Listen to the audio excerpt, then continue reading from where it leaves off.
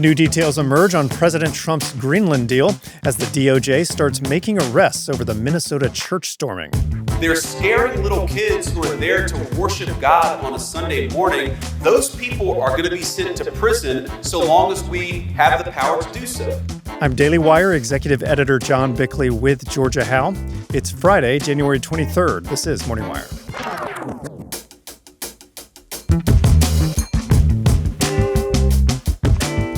As thousands descend on our nation's capital for the annual March for Life, the Trump administration delivers them a major win. The only ban is on you have an abortion specifically to have to terminate the baby. The tissue then gets sold. That's what's being banned. And in response to the massacre at Bondi Beach, Australia passes anti-hate laws, sparking more controversy. Thanks for waking up with Morning Wire. Stay tuned. We have the news you need to know. This is your year. 2026 is when that business idea finally becomes real. You've been thinking about it long enough. That product you know people need, that vision that keeps you up at night, that side hustle waiting to become your main hustle. Our sponsor Shopify gives you everything you need to stop planning and start building. Millions of entrepreneurs have already made the leap, from big household names to people just starting their first business, including our own Daily Wire shop. The platform gives you all the tools to build your dream store without the headache. You can choose from hundreds of beautiful templates and customize them to match your brand. Marketing is baked right into, so you can create email and social campaigns that reach customers wherever they're scrolling.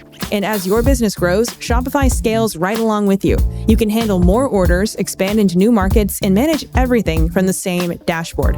In 2026, stop waiting and start selling with Shopify. Sign up for your $1 per month trial and start selling today at shopify.com/morningwire. Go to shopify.com/morningwire. That's shopify.com/morningwire. Hear your first this new year with Shopify by your side. New details have emerged regarding Trump's historic Greenland deal as Vice President Vance and the DOJ crack down on violent demonstrators in Minneapolis. Daily Wire senior editor Cabot Phillips joins us with the latest. Cabot, so a lot going on here. First, let's start abroad. Big news. We've been tracking the Greenland discussions. Pretty feisty at times this week. Trump says he's got a deal. We're starting to learn some more details about it. What's the latest? Well, they're officially renaming the island Trumpland. No, that's not actually happening, but we are starting to get a better idea of what is going on. So after his highly publicized address to the World Economic Forum, where he, again, reiterated his desire to acquire Greenland and then doubled down on his threat of tariffs, the Europeans came to the table with a new offer of their own. And Trump seemed to like it, saying that he had now agreed to the framework of a deal. That agreement does stop short of giving the U.S. outright control of Greenland, but reportedly makes way for the U.S. to expand their military presence on the island and potentially opens the door for new bases to be considered sovereign U.S. territory. That's very important for the White House. For their part, European NATO states reportedly agreed to dramatically increase their military presence in Greenland, launching Arctic Sentry. That is a new mission aimed at countering Russian influence in the region. In response to the deal, many on the left accused President Trump of sort of abandoning his plan. But Republicans say this was all part of the negotiating process, and he just scored a lot of what he wanted at little cost. Here's Trump himself making that point this week. We're going to have all military access that we want. We're going to be able to put what we need on Greenland because we want it. We're talking about national security and international security. Trump went on to say that this deal would potentially open the door for the U.S. to build his Golden Dome. That is the high-tech defense system that could intercept missiles before they reach the U.S. mainland. It's similar to the Iron Dome over in Israel. Right, the president really got a lot of what he was going for from the beginning in that deal. Now, back stateside, we still have the crackdown in Minneapolis from the administration, really focusing on these demonstrators, protesters, rioters against ICE. What is the latest on that front? Yeah, the White House was already furious with Minnesota lawmakers over their refusal to cooperate with immigration efforts and their refusal to protect ICE agents on the ground from violent agitators. But things undoubtedly came to a head this past Sunday when that violent mob broke into a church service, harassing parents with their children and getting in the face of the terrified pastor, who they accused without evidence of working with ICE. Now, the DOJ vowed to prosecute those responsible for organizing that disruption. And on Thursday, they followed through. Attorney General Pam Bondi announced the arrest of 2 individuals who helped organize the mob, including Nikema Armstrong, that's a BLM advisor and former president of the NAACP Minneapolis, and Chantel Allen, a St. Paul school board member. The pair now faces charges related to violating the FACE Act, which bars individuals from interfering with religious services. A third man now, William Kelly, was also arrested. He had live streamed himself breaking into the church, at one point telling a churchgoer to, quote, touch me and see what happens. And on Wednesday, he had this message for the DOJ. Pam Bondi, you want to come and arrest me? You want to come and give me charges? So be it. And evidently, Bondi was more than happy to take him up on that offer. Yeah. He's now being charged with conspiracy to deprive rights. That is a federal crime. Bondi then followed up with a statement of her own, saying on social media, quote, we will protect our pastors, we will protect our churches, we will protect Americans of faith. Now, elsewhere, VP Vance was also on the ground in Minneapolis Thursday, where he met with ICE leaders, offering his support from the White House, and had this message for those threatening them. Come out and protest me, protest our immigration policy, but do it peacefully. If you assault a law enforcement officer, the Trump administration and the Department of Justice is going to prosecute you to the fullest extent of the law. And it's worth noting there is a good chance that the DOJ continues to make even more arrests related to this church case. And left-wing journalist Don Lemon could be next. The former CNN host marched into the church with demonstrators. He asked hostile questions of the churchgoers and even confronted the pastor on camera. The DOJ sought charges against him on Thursday, but a magistrate judge refused to sign off on those charges. DOJ sources told Daily Wire White House reporter Mary Margaret Olahan that Attorney General Bondi was, quote, enraged by that move. So don't be surprised if the DOJ finds other avenues to try and charge Lemon and others who were involved. Yeah, hard to see the administration giving up so easy on this, Cabot. Thanks for reporting. Absolutely. Customer trust can make or break your business. It's the foundation of every partnership, every contract, every dollar of revenue. And the more your business grows, the more complex your security and compliance tools gets. You're juggling multiple frameworks, drowning in spreadsheets, trying to keep track of control across dozens of systems. It can turn into chaos, and chaos is not a security strategy. That's where our sponsor Vanta comes in. Think of Vanta as your always-on, AI-powered security expert that grows alongside your business, no matter what stage you're at. Vanta takes the complexity out of compliance by automating the tedious processes, continuously monitoring your security controls in real time, and providing you with a single, unified source of truth for all your compliance and risk management needs. Vanta integrates seamlessly into your existing workflows. This means your team can focus on what they do best, building and growing, all while maintaining the robust security posture that earns and keeps your customers' trust. Get started at vanta.com/morningwire. Again, that's VANTA.com/morningwire. On the heels of a major announcement from the Trump administration banning the use of aborted fetal tissue in research, the annual March for Life rally kicks off today in D.C. Here with the details is Daily Wire reporter Amanda Prestigiacomo. So, Amanda, let's start with this announcement from the NIH. This is a major victory for the pro-life movement. Tell us about this new policy relating to research funding.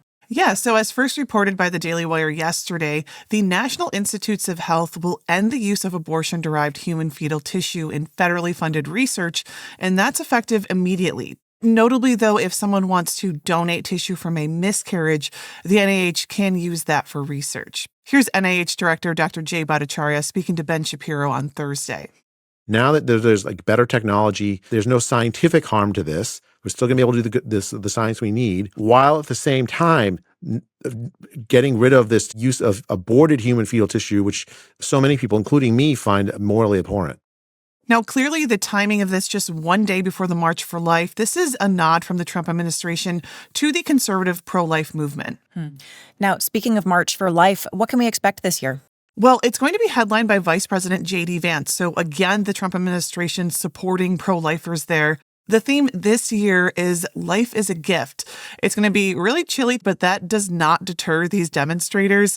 We expect thousands of young people, students, families, and, potentially up to hundreds of thousands of people in total. And by the way, the Daily Wire's Brecca Stoll will be on the ground at the rally, so definitely check out the Daily Wire for some exclusive content. Now, I was able to speak to pro-life activist and Live Action founder Lila Rose. She'll be speaking at Life Fest. That's a pre-rally event for the March for Life.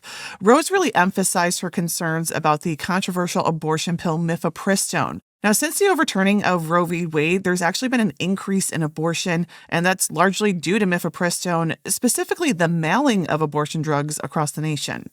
Pro-lifers want this pill off the market because it kills unborn babies, and they say it's not safe for women, especially how it's being administered with basically no safeguards. Here's Rose. This is the Wild West, and this is the greatest public health crisis. The on-demand sale of the abortion pill via our postal mail system is the biggest public health crisis that we are facing. There are thousands of women going to the emergency room with severe health complications and sometimes life-threatening health complications because of the abortion pill. There are hundreds of thousands of children being killed in this country annually by the abortion pill. And while Rose really gave high praise to the Trump administration for a number of big pro-life wins, she did say that more could be done regarding mifepristone. The FDA can, in a moment, make a ruling to ensure that the abortion pill requires at least one doctor's visit. The FDA could pull mifepristone used as an abortifacient from the market tomorrow, pull approval for that. That could happen within 24 hours. So the administration has everything they need. I was also able to speak to FDA Commissioner Dr. Marty Makary. He stressed to me that a comprehensive review of the pill is something that will be done. It's currently in the data acquisition phase, but he told me the science will take time. Some people think that study can be done overnight, but a proper study at any university takes time. Now, in the government, there are some delays associated with procurement, acquiring databases. The government shutdown was definitely a bit of a setback, but we are committed to getting this study done expeditiously, and I can assure you that there are no attempts to delay any such study. People deserve to know the answer. Well, putting some guardrails back on mifepristone is definitely a common sense step for a lot of reasons. Amanda, thanks for reporting. You're welcome. Australia's parliament has passed a new, quote, anti-hate law and sweeping gun reforms, bills that came just a month after two suspected Islamic terrorists shot 15 people dead at a Jewish festival at Bondi Beach. Joining us now to discuss is Dan Ryan, the executive director of the National Conservative Institute of Australia. Dan, thanks for coming on. Thanks very much. So these laws were prompted by something that there's a lot of sympathy, obviously, for a desire to do more to prevent another tragedy like the Bondi Beach massacre. But you argue this is the wrong direction. We wanted to specifically ask you about that anti-hate legislation that was just passed. What exactly does this law entail? Well, it pared down from what was initially proposed. They were going to introduce very wide-ranging laws against racial vilification, which would have potentially expanded that to other categories as well. So, you couldn't say things about a variety of different protected classes. But now they have the power to essentially outlaw certain political groups if particular criteria are satisfied. They say they've put safeguards in place for that, so they will only be exercised in sort of certain limited circumstances, but we've never really had anything quite like that before. Sounds like an extremely slippery slope there. How would this work exactly? How would they actually outlaw a political group? If an organization and members of an organization have engaged in what is defined as hate crimes, then and there's a recommendation from the intelligence agencies, and there's real harm, which is defined in the legislation, which is likely to occur, then even though the organizations have not breached any existing criminal or other law, then it would be possible for those organizations to be outlawed. The two examples that they give are something called the National Socialist Network, which is this kind of people who are purportedly Nazis and running around pretending to be that. So obviously, kind of objectionable groups. And another one is an Islamic group called Hizb ut-Tahrir.